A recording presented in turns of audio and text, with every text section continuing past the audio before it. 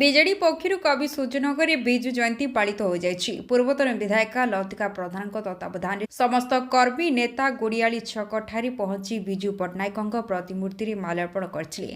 ପୂର୍ବତନ ବିଧାୟକ ଲତିକା ପ୍ରଧାନ, ବିଜେଡି ନେତା ପ୍ରମୋଦ ପଣ୍ଡା, ନଗର ବିଜେଡି ସଭାପତି ଭଗବାନ ସ୍ୱାଇଁ, ପୂର୍ବତନ ଅଧ୍ୟକ୍ଷ ମନୋରଞ୍ଜନ ମହାପାତ୍ର, କବି ସୂର୍ଯ୍ୟନଗର ଏନ୍ଏସି ଅଧ୍ୟକ୍ଷା ଏସ୍ ଲକ୍ଷ୍ମୀଙ୍କ ସମେତ ବହୁ କାଉନସିଲର, କର୍ମକର୍ତ୍ତା, କର୍ମୀ ଯୋଗ ଦେଇଥିବା ଦେଖିବାକୁ ମିଳିଥିଲା। ସେଠାରୁ ଏକ ବାଇକ୍ ର୍ୟାଲିରେ ମେଡିକାଲ ଯାଇ ରୋଗୀଙ୍କୁ ଫଳ ବଣ୍ଟନ କରିଥିଲେ। ହେଲେ ସରକାର ବଦଳିବା ପରେ ଆଜି ବିଜୁ ଜୟନ୍ତୀରେ ନୂଆ ବିଜେପି ସରକାର ସରକାରୀ ଛୁଟି ବାତିଲ କରିବା ସହ ପଞ୍ଚାୟତି ରାଜ ଦିବସକୁ ଘୁଞ୍ଚାଇ ଦେବା ନେଇ ରାଜ୍ୟ ସରକାରଙ୍କ ଏଭଳି ଚିନ୍ତାଧାରାକୁ ନିନ୍ଦା କରିଛନ୍ତି। Bureau report, viral news.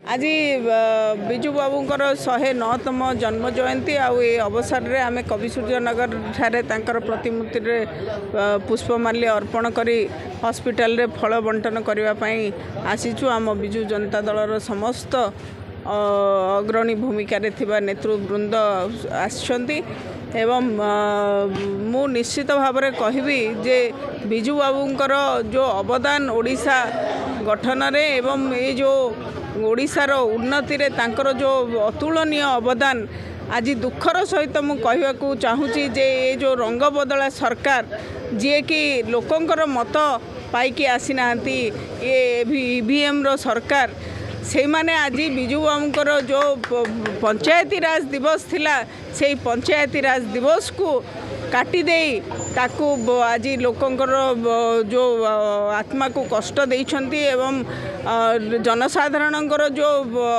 भाव रही ताकू जो आघात करिछंती आगामी दिन में जनसाधारण आर उचित जवाब देवे। देखंतु बहु महान व्यक्तित्व ना रे विभिन्न योजना विभिन्न कार्यक्रम निया जाई थाए।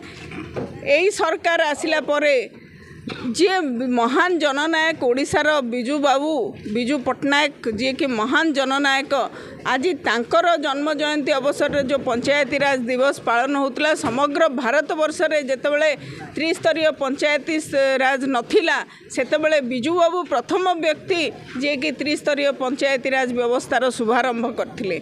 सेही महान व्यक्तित्व आज अवदान को हेला करा जाइछि एवं अवहेला करी ताकू काटी दिया जाइछि। ये अति दुखर विषय एवं जनसाधारण ओडिशार जनसाधारण मध्य आ प्रति उचित जवाब देवे।